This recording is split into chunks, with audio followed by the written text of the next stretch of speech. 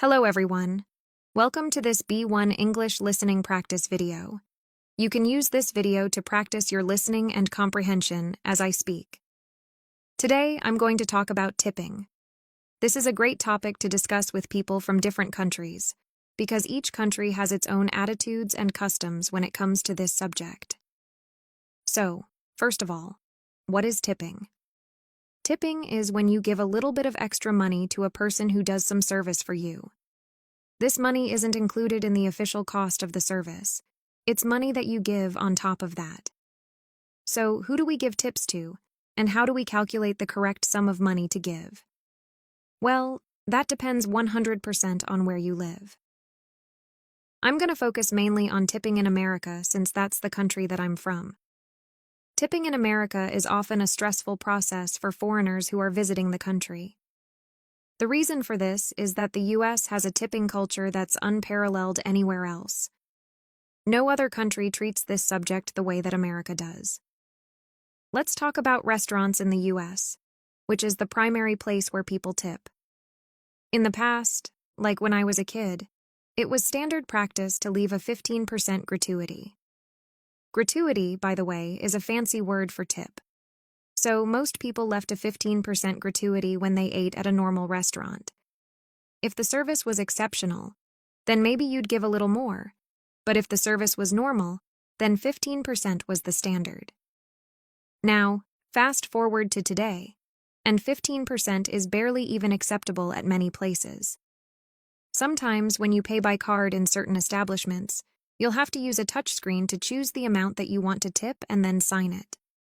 Well, sometimes this screen doesn't even give you the initial option to tip 15%. It will say 18%, 20%, and 22%, or something like that. If you want to choose a different amount, then you'll have to select that option and type in the amount. They pressure you into tipping at least 18%. I think this is crazy. I think 15% is perfectly fair, and we shouldn't feel bullied into giving more. But it seems like most of the country is happy to fork over 18% no matter how the service was, and so 18% has become the new norm. In other countries, most people do not tip 18%. In Mexico, for instance, tipping 10% is normal, and in some countries, tipping at restaurants isn't even a big thing. But in the U.S., if you choose not to leave a tip, the waiter will come up to you and ask you what the matter is. It's simply unacceptable not to leave a tip, even if the service was below average. It might not be a law, but it sure feels like one.